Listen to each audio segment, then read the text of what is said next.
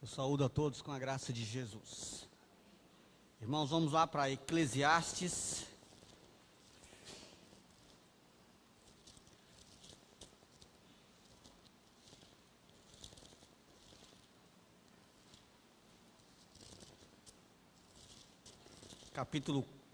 Qual capítulo que é, irmãos? Vamos lá. 4. Isso aí, só para ver se vocês estão antenados.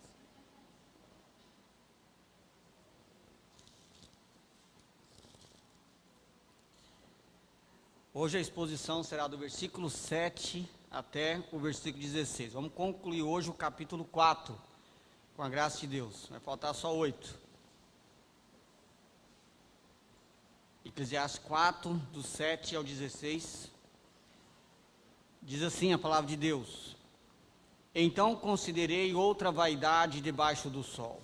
Isto é, um homem sem ninguém, não tem filho, nem irmã, contudo não cessa de trabalhar, e os seus olhos não se fartam de riquezas, e não diz: para quem trabalho eu, se nego a minha alma aos os bens da vida, também isto é vaidade e enfadonho trabalho. Melhor é serem dois do que um, porque tem melhor paga do seu trabalho. Porque se caírem, um levanta o companheiro. Ai, porém, do que estiver só, pois caindo não haverá quem o levante. Também se dois dormirem juntos, eles se aquentarão, mas um só como se aquentará? Se alguém quiser prevalecer contra um, os dois lhe resistirão. O cordão de 3 dobras não se rebenta com facilidade. Melhor é o jovem pobre e sábio do que o rei velho e insensato, que já não se deixa admoestar. Ainda que aquele saia do cárcere para reinar ou nasça pobre no reinado deste.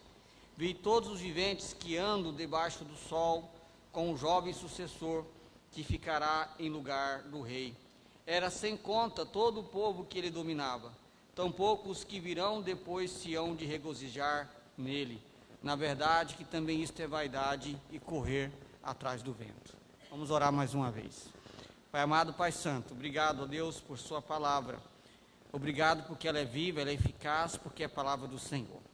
Te pedimos, ó Deus, que o Senhor abra a nossa mente, dispõe o nosso coração para ouvir com atenção o recado da parte do Senhor. Que o Teu Santo Espírito fale conosco. Nós queremos ouvir a Tua voz, ser quebrantados, tocados, desafiados pelo Senhor. Dá-nos fé para crer que a Tua palavra é viva e vem do Senhor. Crer na suficiência dela e ser abençoados pelo poder que emana dela. Nós precisamos do Senhor e nós cremos que o Senhor usa a sua palavra para nos abençoar e te pedimos, faça isso, ó Deus, para o louvor do teu nome, para que o Senhor seja honrado, amado, exaltado e nós por ti mesmos edificados. Nós te pedimos no nome de Jesus, amém. Vou pedir para uns diáconos diminuir aqui, irmãos, porque senão eu não vou conseguir terminar hoje o sermão. Está muito frio. Queridos, vamos lá. O texto que está diante de nós, ele vai falar sobre o individualismo e como é triste ser alguém individualista, autônomo, que só pensa em si, que se preocupa somente consigo, e que acha que isso basta, como isso é triste. E há várias razões para isso. Uma delas é justamente porque Deus não te fez para ser alguém solitário, para viver só. Não há base para isso. Deus nos fez para viver em comunidade, para viver juntos. Quando Deus fez o homem, o que Deus diz? Não é bom que o homem viva só. Então Deus lhe faz uma auxiliadora, uma companheira. E durante a trajetória bíblica, você percebe a necessidade que o ser humano tem de se relacionar. Isso faz parte do plano de Deus. Os 10 mandamentos, por exemplo, a primeira parte fala do nosso relacionamento com Deus e a segunda do nosso relacionamento com o próximo. E ele é resumido em poucas palavras, quando diz que nós devemos amar o nosso próximo como a nós mesmos. Essa declaração já é um grande antídoto contra o individualismo. Amar o próximo como a mim mesmo é deixar de ser individualista, egoísta e abrir o meu coração para aqueles que estão ao meu redor. Então a Bíblia sempre incentiva eu estar com pessoas, me relacionar com pessoas, me doar pelas pessoas e mostra os benefícios disso. Jesus reafirma essa mesma verdade no Novo Testamento, e há vários textos no Novo Testamento que reafirmam essa verdade. E no livro de Eclesiastes, talvez um dos textos mais conhecidos sobre relacionamento é esse. Muitos de vocês certamente conhecem esse texto, já ouviram alguém comentar ou citar esses versículos que nós acabamos de ler. E ele vai tratar justamente sobre isso. Mas lembrando que o capítulo 4, ele começa falando sobre as opressões, as tristezas, as coisas ruins que Salomão estava percebendo no mundo. Salomão é alguém que se propõe a investigar, né? Ele vai fazer essa declaração várias vezes no livro de Eclesiastes. Você vê isso no capítulo 1, versículo 13, capítulo 8, versículo 9, capítulo 8, versículo 16. Ele é alguém que se propõe a investigar e averiguar e analisar o mundo, né? Eu falo que o livro de Eclesiastes é o livro de filosofia do Antigo Testamento. É alguém que para e começa a refletir a realidade à sua volta. E nas suas reflexões, ele viu quanta sofrimento há no mundo, quantas pessoas choram, quantas pessoas são oprimidas, quanta injustiça, e ninguém liga. Nós vimos isso na semana passada. Ele viu também que há muita inveja, e as pessoas às vezes até no trabalho, na luta pelo trabalho, a motivação não é ajudar pessoas, ou só para se sustentar, mas é para poder se mostrar melhor, ou ter algo que o outro tem por motivos egoístas. Ele também viu que o outro extremo é aqueles preguiçosos, que às vezes também não quer nada com nada, e tudo isso são males existentes nesse mundo caído, amaldiçoado pelo pecado.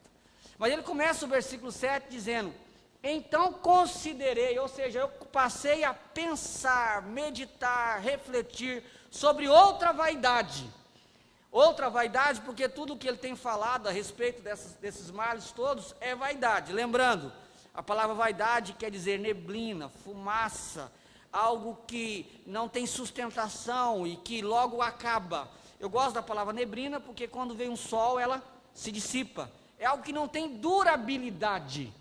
E ele fala, e eu comecei a considerar outra vaidade. Eu pensei sobre outra coisa que não tem sustentação, e que correr atrás disso é perder tempo, é vaidade mesmo, é algo que não vai trazer nenhum benefício. E ele então vai mostrar sobre essa tristeza e o mal que é o individualismo.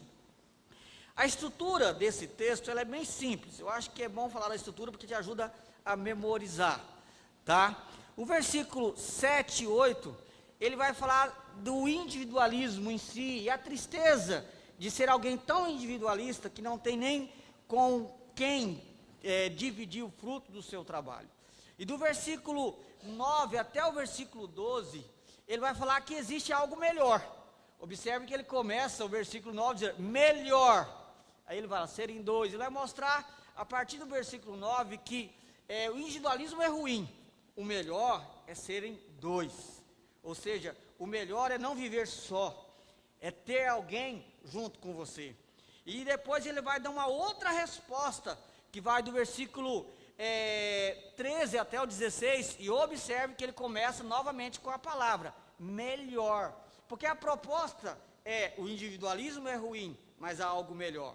Melhor é serem dois do que um, e melhor é ser alguém aberto a ouvir repreensão.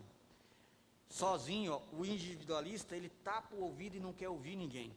Mas o melhor é não ser individualista, é ouvir o outro, o contraditório, para que no contraditório possamos encontrar a sabedoria. Mas nós vamos ver isso com profundidade, analisando versículo por versículo. Primeiro vamos observar, que vai do versículo 7 ao 8, que o individualista, ele não tem alegria, o prazer de dividir o fruto do seu trabalho, por causa dessa motivação do seu coração. Olha para o texto, ele vai dizer o seguinte, Então considerei outra vaidade debaixo do sol, isto é, ou seja, que vaidade é essa? Um homem sem ninguém, não tem filho nem irmã, contudo não cessa de trabalhar, e seus olhos não se fartam de riqueza, e não diz, para quem trabalho eu, se nego a minha alma os bens da vida? Também isto é vaidade, enfadonho trabalho. É interessante o que Salomão propõe. Ele fala de um homem aqui, sem ninguém, tá? E a ideia aqui, tá, é que ele vive literalmente só. Se você tiver a Bíblia na linguagem corrigida, a tradução vai estar assim: não há um que vive, eu conheci um homem que vive só e não tem um segundo. Porque literalmente é essa a ideia. Porque observe que no versículo 9 ele fala sobre melhor ser dois. Então, a ideia aqui é que ele conheceu um homem que não tinha ninguém por ele. Então a ideia é só mesmo. Quando ele fala, não tem filho nem irmã, é só um exemplo. Isso não quer dizer que ele tinha uma esposa. A ideia que se dá é que nem esposa ele tinha. Era solitário. Sozinho, literalmente sozinho. Não tinha ninguém, não tinha filho e não tinha irmã. Eu fiquei pensando, por que não irmão? Porque a ideia é alguém que ele precise cuidar, que ele precisa repartir os seus bens, né? Porque a mulher, ela era cuidada pelo homem. E ele vai dizer, só que essa pessoa, ela vive só, contudo, não cessa de trabalhar. Então, a característica desse homem, solitário, sem ninguém por ele. Segunda coisa, é alguém que vive só para o trabalho, escravo do trabalho. E terceira coisa, é alguém que possui um vazio tremendo no seu coração. E era um homem rico, porque o texto diz que os seus olhos não se fartam de riquezas. Era trabalhador, que ganhava muito, e a motivação para não cessar de trabalhar é ganhar mais. Mas o vazio do seu coração está nessa expressão: os seus olhos não se fartam de riqueza. Ou seja, ele trabalha, ele conquista, mas aquilo não preenche o seu coração. É alguém solitário que acha que na riqueza ele vai encontrar satisfação para a sua vida. Um comentário antigo, escrito pelos rabinos, eles vão dizer que esse homem não tinha ninguém, justamente porque ele tinha medo de ter que dividir a sua riqueza. É igual a turma hoje, quando casa, faz contrato, né? Porque se não der certo, não vou dividir os bens, tá? Irmão, crente não pode fazer isso, tá? Eu vou avisando aí, quem é que tem mais grana aí, não sei. Eu vou avisando. Por que não pode? É simples. Se você já casa com essa mentalidade, você já está entrando errado no casamento. Ninguém pode casar pensando em divorciar. É casar pensando que vai ser até que a morte separe. É assim, ainda pensar em morrer depois de muito tempo. Mas tem gente, falando sério, tem casais que já casam, e eu conheci casais assim, crentes, que já casam fazendo um contrato que, o que é meu, e o que é seu, e é assim. Isso, se você está em dúvida, então não casa. Se está em dúvida de que o seu casamento é para a vida toda, então não entra nesse negócio, porque isso não é de Deus. O casamento tem que ser para a vida toda. Agora, se é essa de fato a razão porque esse homem não se casou, eu não sei, mas que é bem provável que seja, porque é alguém amante do dinheiro. Os seus olhos não se fartam de riqueza. Ou seja, havia algo que não preenchia, essa ideia de não se fartam, que não preenchia o seu coração. Mas havia, por outro lado, uma ilusão no seu próprio coração, a ilusão de que a riqueza poderia fartar. E esse é um dado interessante. Todas as vezes que você coloca o seu coração demasiadamente em alguma coisa, aquilo se torna um ídolo, e aquilo se torna também uma ilusão.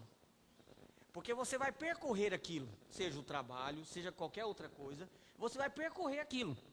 Vai percorrer, vai brigar, vai passar por cima, vai deixar as pessoas para trás, vai ignorar as pessoas, você vai percorrer. Por quê? Porque você acha que aquilo é que vai preencher o vazio do seu coração. Todo mundo quer ser feliz, não há nada demais nisso. É muito estranho quando você encontrar alguém que não quer ser feliz. O problema é quando eu coloco o objeto da minha felicidade em alguma coisa fora de Deus. Isso sempre vai ser uma busca contínua e nunca eu vou encontrar preencher o vazio do meu coração.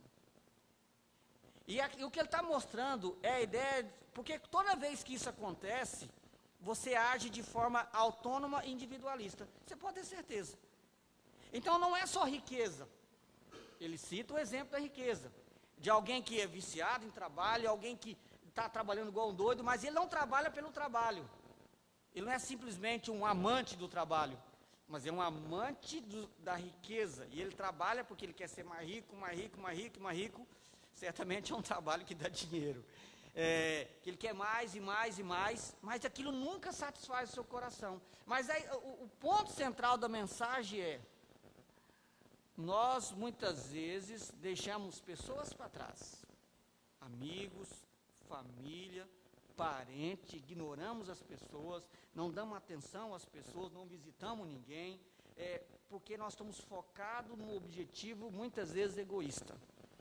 Se aqueles desejos que há no nosso coração nos impedem de estar com as pessoas, isso já é uma prova de que não é de Deus. Porque se o mandamento é amar o próximo como a mim mesmo, como eu posso me dedicar a algo na minha vida que me faz desprezar as pessoas ao meu redor? Então isso é um dado importante. E o que Salomão está dizendo, isso é vaidade. É alguém que possui um vazio no coração, e para preencher esse vazio no coração, ele prefere viver solitário, sozinho, porque ele acha que ter mais é o necessário. E ele não diz: para quem trabalho eu, se nego a minha alma aos bens da vida? E ele nem pensa. Ele está tão focado naquilo que ele nem pensa que ele está acabando com a vida dele, achando que está procurando ganhar alguma coisa. Isso também é vaidade enfadonha. Irmão, você pode pensar de outra forma também. Tem gente que é assim, ó. É aquele famoso cara que atravessa o rio com um sorrisal na mão, né? O que eu quero dizer com isso? Ele não usufrui do que ele tem. Estou dizendo para quem tem, tá? Toda ilustração tem as suas falhas. Vamos supor, você tem o dinheiro, mas você não leva a mulher para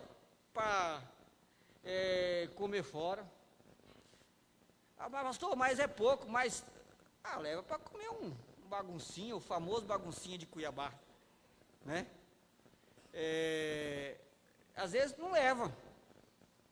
Não é que eu não pode levar num restaurante, bacana, mas não pode pagar uma esfirra. Lá em São Paulo tem a esfirra chique, né? Aí você come uma esfirra e fica chique. Mas não pode. Não é que não pode, é que ele está tão centrado às vezes no dinheiro. E ele está só preocupado em guardar. Aí ele não passeia com a família, não procura se divertir, não procura investir. Não, por quê? Porque o coração dele está no lugar errado. O coração está no lugar errado. E o texto está denunciando pessoas que são egoístas, centradas em si mesma, e com isso elas não dão valor às pessoas que estão ao seu redor. Pelo contrário, elas ignoram, deixam de lado, não ajudam, não caminham junto. E outro, ela também não ajuda. Às vezes a pessoa está necessitada. Às vezes necessitada de um remédio, às vezes necessitada de pagar uma conta, às vezes necessitada de alguma outra coisa, mas ela está focada nela e nela. E a denúncia dele é essa. E aí ele passa então a mostrar que existe algo melhor, tá? Existe algo melhor. E esse algo melhor ele passa a descrever a partir do versículo 9. Porque a partir do versículo 9, o que nós temos aqui é uma resposta ao que foi dito anteriormente. O que nós aprendemos a partir do versículo 9, do 9 ao 12 em especial, é que o individualista, ele precisa aprender que o melhor mesmo é ser em dois do que um. Olha para você ver, vamos lendo e expondo. Melhor é ser em dois do que um, porque tem melhor paga do seu trabalho. Primeira coisa que ele vai mostrar, que ter alguém ao seu lado é sempre melhor. É sempre melhor ser dois do que um. Ele passa a dizer por que que é melhor ser dois do que um. Ele começa a dizer, observe que ele vai colocar aqui, ó. Porque tem melhor paga do seu trabalho. Ou seja, você será mais valoroso todo o seu empenho. Porque é uma resposta ao que foi dito antes. O que adianta eu trabalhar, me esforçar, me dedicar, se eu não tenho ninguém para dividir isso? O que adianta ter a poupança gorda? Eu não tenho ninguém para dividir, ninguém que eu possa ajudar, ninguém que eu possa compartilhar. Estou sozinho. Então, o melhor paga do seu salário, o melhor rendimento que alguém tem de todo o seu trabalho é ter alguém com que ele possa dividir. É sempre assim. E ele passa a descrever os motivos. Versículo 10. Porque se caírem, um levanta o companheiro. Por que ele fala se caírem? Toda a descrição dele tem um pano de fundo de como era na sua época no Oriente Médio. Tá? Eram as estradas difíceis de caminhar. Tá? E muitas vezes eram lugares com buraco, às vezes poços que estavam vazios. E sempre corria o risco de você tropeçar, cair e machucar. Lembra que Jesus fala, se os dois forem cegos, os dois vão cair no buraco? Porque isso era bem comum, tá? As estradas eram difíceis. Ele está dizendo, se você está numa situação difícil, e você cai, você machuca, você não tem ninguém para te levantar. Mas aplicando isso para as questões mais práticas da vida, se você é sozinho, não tem ninguém por você, isso é muito triste. Se você ficar doente, se você se machucar, se você tiver dificuldade na vida, você não tem às vezes com quem contar. Com quem contar. E é importante você ter pessoas ao seu lado. E Deus não nos fez para viver sozinho. E nesse mundo amaldiçoado, pior ainda. Às vezes você precisa de pessoas. E tem vários tipos de pessoas que querem, e outra coisa, tem gente que é orgulhoso. Tem gente que fala o discurso assim, ó, irmãos, eu vou dizer uma coisa para você, esse discurso, ele parece ser um discurso bonito, mas não é. Tem gente que fala assim, não, eu não peço ajuda porque eu não quero incomodar. Você não quer incomodar ou você é orgulhoso? Aí você tem que responder essa pergunta para você. Você não quer incomodar ou você é orgulhoso, para não quer demonstrar fraqueza? Porque às vezes, a gente não quer demonstrar fraqueza. Isso também é errado. Deus nos colocou nessa terra de um jeito que nós sempre vamos precisar de alguém. Sempre vamos precisar de alguém. E alguém vai precisar de você. Por isso que é melhor ser em dois. Porque é melhor você sempre ter alguém para te ajudar. Tá? Um filho, um irmão, a esposa, o esposo, um amigo, alguém próximo, alguém que você pode contar. A segunda ilustração que ele usa também se dois dormirem juntos, eles se aquentarão, mas um só, como se aquentará, tá? Mas é só para quem está casado isso aqui, tá? Já vou dar essa advertência para o solteiro aqui. Mas, novamente, é a mesma ideia, de o pessoal andando pelo deserto. Lembra que no Oriente Médio, durante o dia, é um calor terrível, à noite, ó, a temperatura cai lá embaixo. Ninguém andava com a mochila cheia de cobertor. Às vezes se tampava com a capa. Tá aí tendo alguém para uma costelinha, né?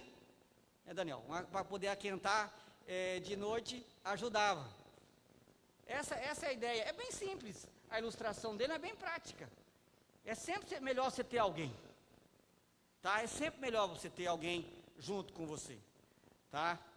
Mas hoje em dia é mais fácil, né? Você tem cobertor, né? Mas a ideia é de você ter alguém junto com você, para te ajudar, tá? Para estar com você naqueles dias mais difíceis. Essa é a mesma ideia, tá? E a terceira questão que ele levanta é no versículo 12. Se alguém quiser prevalecer contra um, os dois lhe resistirão. É bem simples também a ideia, tá? Naquela época, por exemplo, as estradas eram às vezes muito solitárias e você corria o risco de ser assaltado a qualquer momento. Você andava longos quilômetros e não via ninguém na rua. E você, estando em dois, se alguém viesse, você tem como se proteger. Mas observe que os 3 exemplos mostram o benefício de você não andar só. Você é alguém que te levanta, alguém que cuida de você, que te protege, que te ajuda a aquecer no frio. Você está com alguém. O benefício do companheirismo, o benefício de ter pessoas ao seu lado, o benefício de estar junto. O problema é que isso às vezes custa. Estar junto não é algo fácil. Por que esse homem sem ninguém preferiu viver sem ninguém? Para não ter que repartir a sua riqueza. Estar junto sempre exige custo da nossa parte. Ele está mostrando o lado positivo. Alguém me levanta, alguém me esquenta, alguém me ajuda. Mas isso também é ao contrário. Eu levanto alguém, eu esquento alguém, eu ajudo alguém. É sempre recíproco. É sempre assim. Estar ao lado das pessoas, isso existe custo. Você tem que gastar tempo com as pessoas. Você tem que às vezes investir financeiramente para estar com as pessoas. Você tem que dar atenção. Por que tem casais, e eu vou ser bem sincero, eu não acho que isso seja correto do ponto de vista bíblico, é errado. Tem casais que não querem ter filho. As motivações são as mais egoístas. Uma, porque eu não quero que fique flácido a minha barriga, eu quero que fique assim, bonitinha. Tá? É terrível um negócio desse, né? E a Bíblia diz, crescer e multiplicai. Esqueceu esse versículo. Não, filho dá trabalho. Dá trabalho mesmo. Quem tem sabe disso. Mas também quem tem sabe que é bom demais, né? Dá trabalho, mas é bom. É bom porque é dádiva, é bênção de Deus. Tem gente que não quer casar. Tem uns que quer, mas não está conseguindo, é diferente.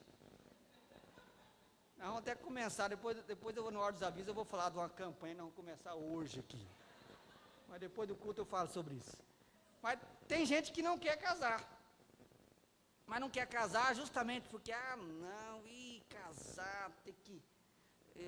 o marido tem que, não quero dor de cabeça.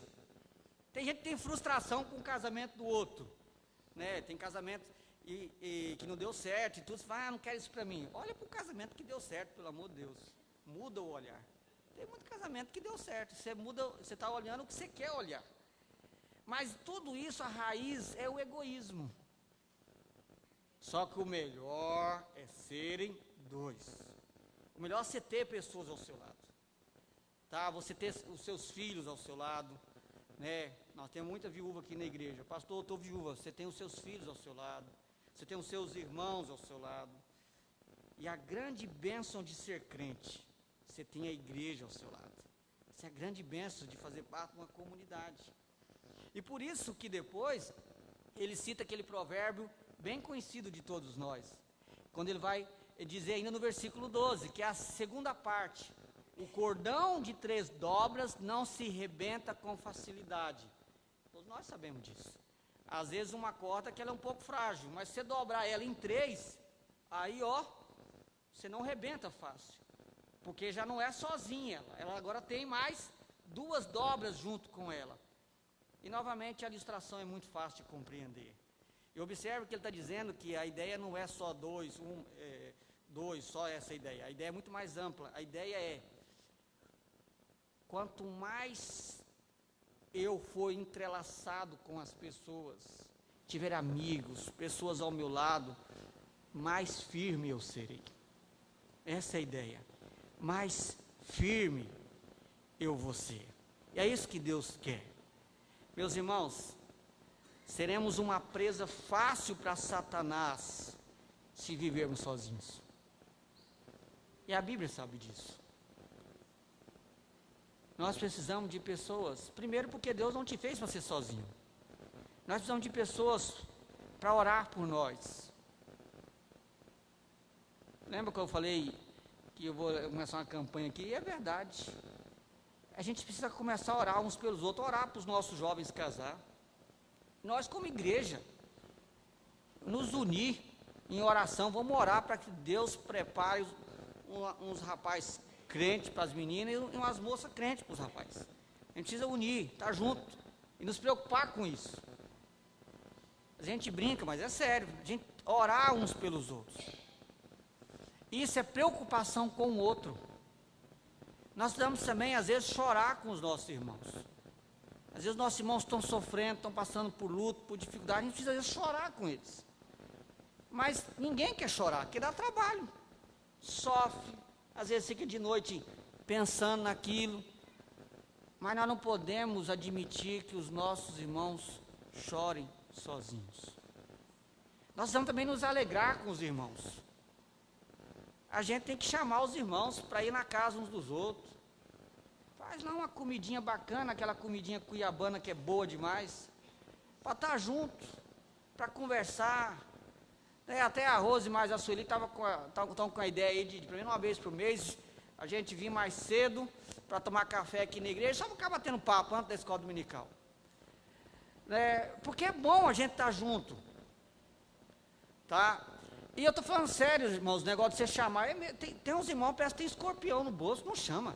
Irmão, chama o outro irmão. Vai na sua casa, toma um cafezinho da tarde, faz aquele bolinho, tá junto. Isso é bom. Eu fiz uma vez algo lá, quando eu era seminarista ainda lá em São Paulo, talvez eu faça aqui. Fiz uma lista com todos os membros da igreja. E eu coloquei, fulano de tal vai visitar fulano de tal. Tá. E peguei um casal, assim, mais tímido da igreja e coloquei para me visitar. A mulher não queria minha cara de jeito nenhum. Eu fui lá e busquei ela. E aí eu fui fazendo assim. Foi uma experiência bacana. Porque, olha, eu aposto que tem pessoas aqui que você nunca convidou para ir na sua casa. E outra coisa, irmãos, convidar. Porque às vezes fica assim, ó.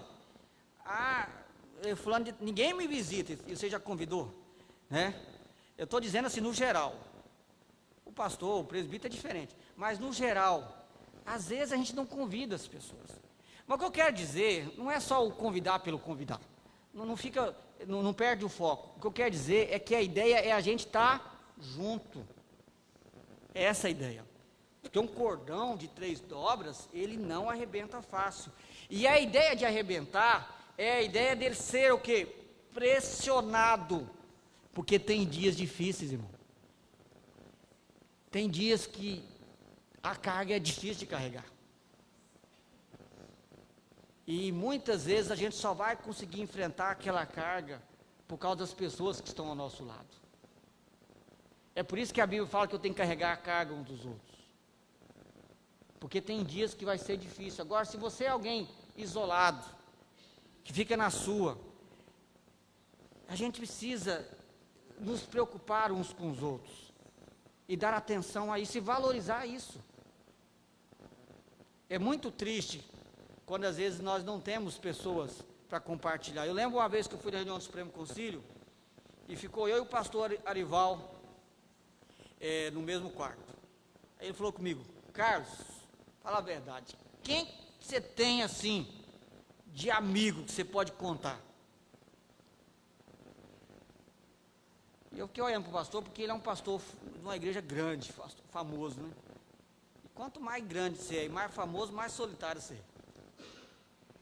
O que é ruim. Porque melhor é serem 2. Então, querido, procure se relacionar com pessoas. Outra coisa, procure você também. A gente tem que sair desse negócio de vitimização.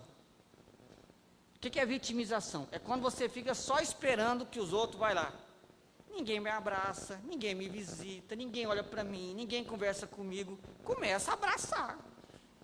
Se você me abraçar, eu não vou rejeitar. Eu duvido que alguém vai rejeitar. Vai lá, dá um abraço, vai lá, conversa. A gente tem esse negócio de vitimização e vai ficando cada vez mais solitário. Melhor é serem dois do que um. Um cordão de 3 dobras, ele não vai arrebentar.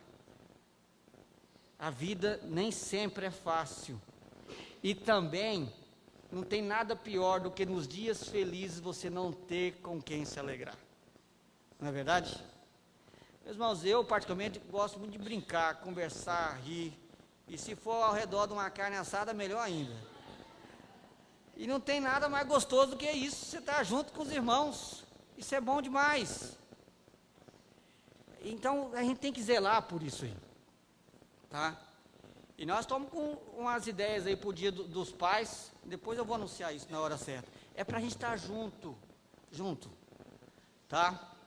Agora, a terceira questão que ele levanta, que é melhor, vai do versículo 13 ao 16, ele vai nos mostrar que o individualismo, ou melhor, o individualista, precisa aprender que o melhor é quando temos alguém para nos repreender.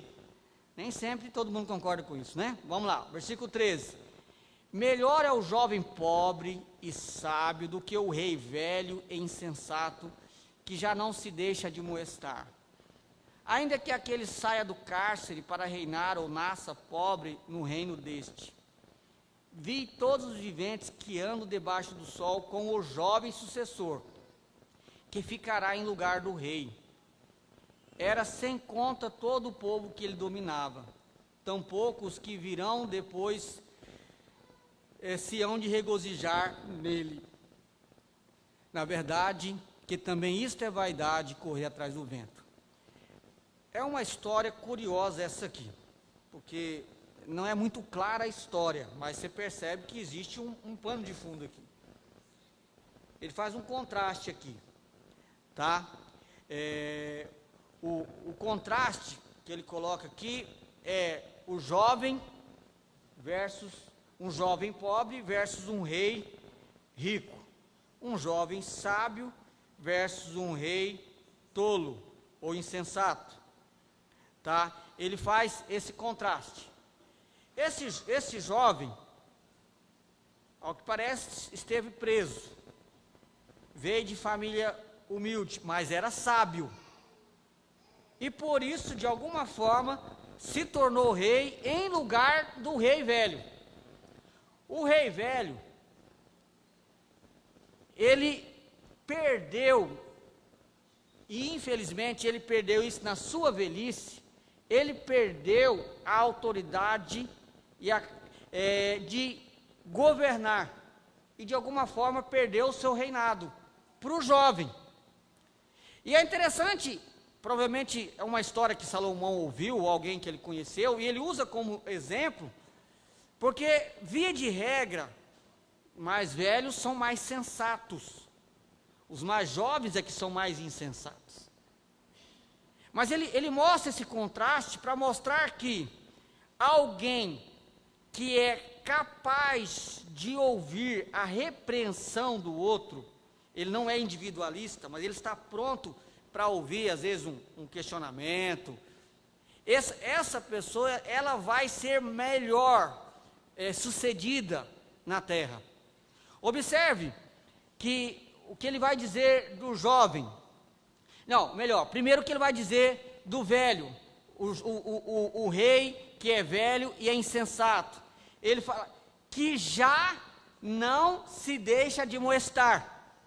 A ideia é alguém que, durante uma boa parte da sua vida, ele ouvia conselhos, ele estudava, ele perguntava, mas ele chegou num patamar da sua vida, talvez até por causa do poder que ele tinha, e já da sua idade, ele falou, não vou ouvir mais ninguém, eu vou fazer o que eu quiser e pronto, acabou.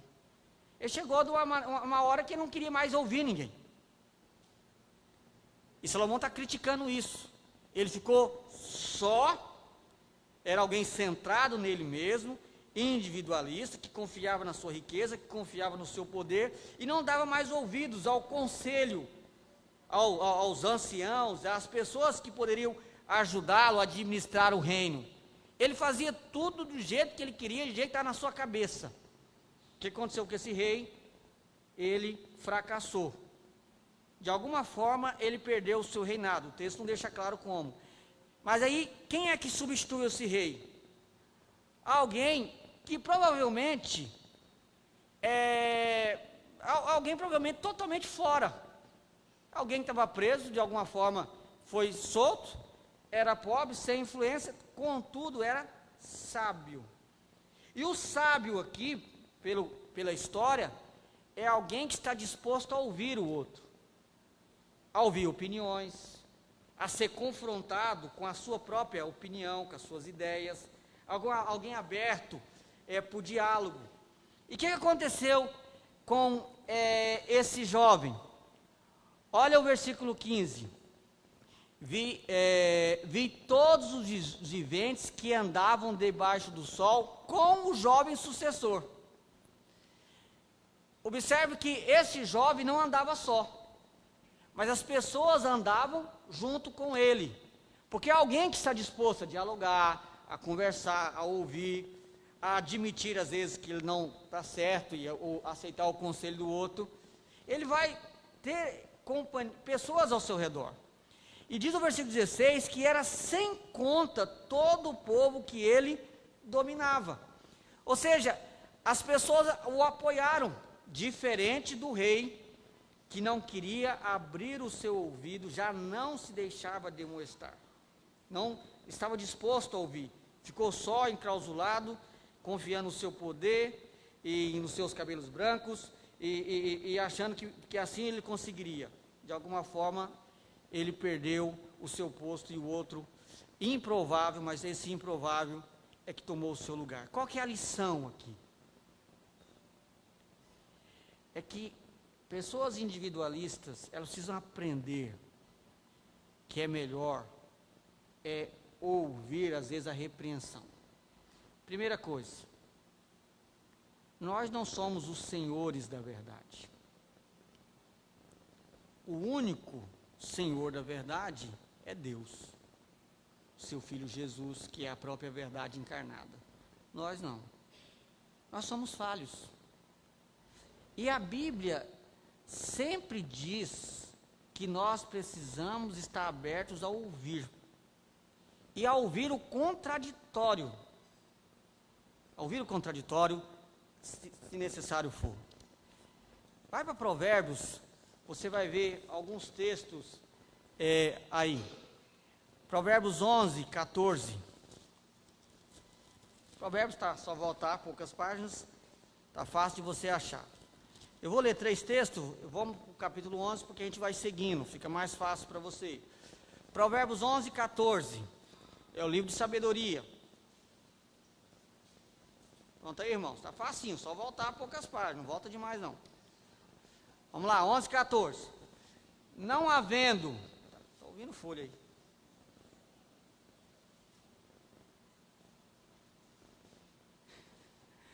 É só voltar poucas páginas, não volta demais não. 11, 14. Não havendo sábia direção, cai o povo, mas na multidão de conselheiros há segurança. Então, eu preciso ser alguém aberto a dialogar. Isso é importante. Depois eu dou mais aplicações. Vamos continuar. Capítulo 12, versículo 15. Tá? Vamos lá, vamos ler juntos, irmãos? 12, 15. O caminho do insensato aos seus próprios olhos parece reto, mas o sábio dá ouvidos aos conselhos das outras pessoas. O insensato, ele acha, não, eu sei o que eu estou fazendo, deixa comigo.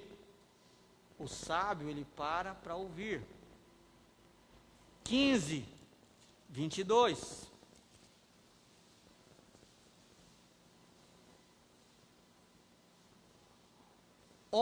Vamos juntos, onde não há conselho, fracassam os projetos, mas com os muitos conselheiros há bom êxito. Então, alguém individualista, ele não vai ouvir ninguém. O sábio, o prudente, ele é alguém que se dá a ser repreendido, ou seja, ele está disposto a ouvir. E a grande lição desse texto é que o mais sábio não são necessariamente os mais velhos, mas os que aceitam conselhos. Essa é a grande lição. Ele ouve as pessoas e não acha que são donos da verdade. Isso aqui é importante. Agora a Bíblia, ela amplia isso. Por exemplo, a Bíblia não está dizendo que os mais velhos não são sábios. O que ela está dizendo é que é possível você ser mais velho e não ser sábio se você chegou ao ponto de achar que não precisa ouvir as pessoas. Então, é uma lição agora para os mais velhos. A Bíblia reconhece que os mais velhos têm muito o que ensinar. A Bíblia reconhece que os mais velhos têm sabedoria acumulada. A Bíblia reconhece tudo isso. Todavia, a Bíblia conhece que mesmo que você seja mais experiente, que você tenha sabedoria acumulada, você ainda precisa de pessoas ao seu redor para ouvir, para dialogar, e humildade para reconhecer que você pode estar errado. E os mais velhos têm que admitir que os mais velhos também, porque a gente pensa que só os mais novos, mas os mais velhos também são tentados, às vezes, a não gostar de ser repreendido. Rapaz, primeiro que é constrangedor você repreender alguém mais velho. E o mais velho, quando ele é repreendido, se ele não for muito crente, ele fica muito mal. Mas do ponto de vista bíblico, ele tem que ter a humildade para ouvir. E observe que o texto, ele poderia ter dado outro exemplo, mas Salomão deu o exemplo de um rei. O cara, além de ser mais velho, é o cara mais poderoso da nação. Mas o homem mais poderoso da nação e de idade, que não soube ouvir o contraditório, perdeu o seu posto. Então é importante a gente ser humilde para ouvir. Então esse discurso, olha, eu já vivi muito, eu sei de tudo e tal, não vai por aí, querido, não vai por aí. Ouça primeiro, pensa, reflita. De repente o que você está ouvindo, a pessoa está errada, fala, não, eu ouvi, eu entendi, mas aí a sua sabedoria vai fluir. Mas eu acho que é assim, mas tem que ter a humildade para ter o diálogo. É assim que nós precisamos como crentes. Outra coisa, eu até falei isso hoje de manhã, na sala dos jovens. Dificilmente nós vamos concordar com tudo.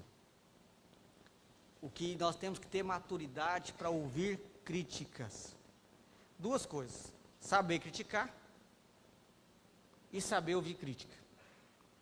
Porque tem gente que ele não critica, ele quer humilhar o outro. Aí é um pecador miserável. Ele quer humilhar o outro, é diferente. Agora, nós temos que ter a liberdade como irmãos de levantar pontos que às vezes a gente acha que precisa ser levantado. Só seguir o princípio bíblico. O princípio bíblico é falar a verdade em amor. Porque às vezes a pessoa não está vendo. Você acaba às vezes abrindo os olhos dela, por isso que a Bíblia diz, na multidão de conselheiros da sabedoria. Todos esses textos que nós vimos agora em Provérbios. Então nós temos que ter essa liberdade, às vezes, de falar, de mostrar, de abrir. E eu confesso, irmãos, que nós temos, e eu estou incluído nisso, às vezes nós pecamos por medo. Porque às vezes a gente vai falar, as pessoas têm dificuldade de ouvir. Umas mais do que as outras. E às vezes as pessoas vão interpretar mal, vão ficar chateadas, etc. Mas é importante a gente dialogar. Agora, eu também, quando vou falar, eu tenho que ter uma coisa na minha cabeça. A pessoa não é obrigada a concordar comigo. é uma confusão que às vezes gera. Às vezes eu não quero abrir os olhos, eu quero que o outro faça o que eu quero. É outro erro. O sábio, ele ouve de tudo, pondera, e depois ele vai tomar a sua decisão. Isso é ser sábio. E há coisas difíceis. E nós temos que, às vezes, discutir, inclusive, no bom sentido. Eu estava até pensando, essa semana, tem algumas coisas aí que estão martelando na minha cabeça, que eu acho que a gente vai precisar sentar como conselho da igreja, e discutir mesmo, no bom sentido da palavra, obviamente. Passar um dia, 2, sentando, debatendo, ler antes e debater. Uma das questões que está na minha cabeça, essa questão de casamento, divórcio e novo casamento. Nós precisamos ter isso claro. Andei conversando com alguns colegas pastores e eu percebo que isso não é muito claro, porque também tem algumas coisas na minha cabeça que ainda está precisando fechar. Mas a gente precisava sentar com o conselho, discutir, ver o contraditório, porque eu não posso chegar e dizer assim, eu preciso ter a humildade, às vezes, de ouvir o contraditório e olhar para as Escrituras. Nós temos um parâmetro, a Bíblia. Uma coisa que também... E é o engano, eu falei isso hoje na escola dominical, por exemplo, é o engano achar que os reformados pensam igual em tudo. Não pensam. É só você ler os comentários bíblicos. Às vezes você lê um comentário, o outro não é, às vezes nem, porque tem assuntos na Bíblia que não são tão claros, e a gente então precisa, e a sabedoria, ela é formada nisso. Agora, quando é individualista, a igreja presbiteriana, o nosso sistema presbiteriano, tem conselho, isso ajuda. Agora, igrejas que o pastor decide tudo, isso é um perigo. Por quê? Porque ele precisa também ouvir o contraditório. Ninguém é o senhor do saber. Deus não nos fez assim. Deus nos fez para viver em comunidade, melhor 2 do que 1. Deus nos fez para viver de uma forma que a gente pode conversar, debater ideias. E nós temos que aprender a debater ideias sem fazer biquinho. Tá? Isso é importante. Por quê? Porque senão a gente não cresce. Não cresce. A gente tem que aprender a respeitar também a opinião do outro. Agora, observe, nós como crentes, nós temos um parâmetro, é as Escrituras. Esse é o parâmetro. Mas nós temos que ter essa habilidade de debater, de conversar, de sentar. Isso é saudável, isso enriquece, isso cresce, e isso fortalece. Isso fortalece. Tá? E é triste quando às vezes a gente fica só se esquivando e nós não temos a habilidade de conversar uns com os outros. Agora, concluindo, porque é interessante que Salomão, ele vai falando uns negócios, depois ele joga uma água fria na gente. Olha para o texto aqui, concluindo. Nós temos que respeitar o texto. Olha o que ele diz aqui no versículo 15. Mas é que Salomão, ele está te colocando você com o pé no chão. Crente que vive na fantasia só sofre. Ele vai dizer no versículo 16. Era sem conta todo o povo que ele dominava. Agora, presta atenção nessa frase. Tampouco os que virão depois se hão de regozijar-se nele. Na verdade, que também isso é vaidade, correr atrás do vento. Isso mexe com a motivação. Eu falei aqui do diálogo, de sentar com o conselho, de promover e tal e tal. Mas isso não quer dizer que daqui a alguns anos vocês vão se lembrar de mim, ou desse conselho. É bem provável que ninguém nem se lembre. O ponto que ele está dizendo é que você não deve fazer isso, achando que isso vai fazer com que o seu nome fique na história. Porque as pessoas, às vezes, não vão valorizar tanto você assim depois. Por isso que o foco é no presente. E a motivação tem que ser além do que está debaixo do sol. Ele sempre nos mostra isso. Porque se você pensa que você vai fazer o seu nome, porque você fez tudo, e você está pensando nisso, novamente você está voltando para você. E Salomão fala, tire isso da sua cabeça. Tampouco vão se lembrar de você no futuro. Isso é para mostrar e produzir humildade no nosso coração. Não, a gente tem que tomar cuidado, porque às vezes a gente pensa de nós mais do que convém. Você quer ver o exemplo clássico? Não tem exemplo melhor na Bíblia. José. José foi literalmente o cara na época dele. Literalmente. Deus usou José para interpretar o sonho do rei. É uma história linda, né? O homem que era escravo e se tornou o segundo homem mais importante no reino. Impediu que o Egito e toda a terra ao redor passasse fome, nos 7 anos de fome, de escassez que houve na terra. Alguém aclamado, valorizado, trouxe a sua família. Durante alguns anos, sua família teve o melhor no Egito e os seus descendentes. Mas aí o livro de Êxodo diz o seguinte: que surgiu um faraó que não conhecia José. Ninguém mais lembrava de José. Ninguém mais estava nem aí pelo que José fez, os benefícios que ele fez. Pelo contrário, foram para cima e fizeram o povo, os descendentes de José, sofrerem. Você sabe, a única pessoa que nunca vai se esquecer de você é Deus. Deus nunca vai esquecer do seu trabalho. Deus nunca vai esquecer do seu esforço em viver bem com as pessoas, do seu esforço em viver unido com as pessoas, da sua humildade em pedir conselhos, da sua humildade em reconhecer que você não é o Senhor da verdade. Deus nunca vai esquecer disso. E a sua motivação em fazer isso tem que ser, porque eu sei que Deus nunca vai esquecer do meu trabalho. Não é assim que o autor da carta aos Coríntios termina o capítulo 15? Sabendo sempre abundante e firmes na obra do Senhor, sabendo que no Senhor o vosso trabalho não é vão, porque Deus nunca vai esquecer. É pura vaidade, é correr atrás do vento, você fazer as coisas para fazer o seu nome aqui na terra. Pura vaidade isso. O seu coração tem que ser em fazer as coisas certas, e ser beneficiado de fazer o certo, porque se beneficia quem faz o certo, quem reconhece que é melhor ser 2 do que 1, quem reconhece que ele não é o Senhor da verdade, ele se beneficia disso. Mas lembre-se que quem realmente nunca vai esquecer é Deus, porque no Senhor o nosso trabalho não é vão. E é assim que eu devo estar sempre analisando o meu coração. Nosso coração é enganoso, mas quando nós o analisamos à luz da palavra, nós o colocamos no lugar certo. Amém, irmãos? Deus os abençoe com a sua palavra. Vamos ficar em pé, vamos orar.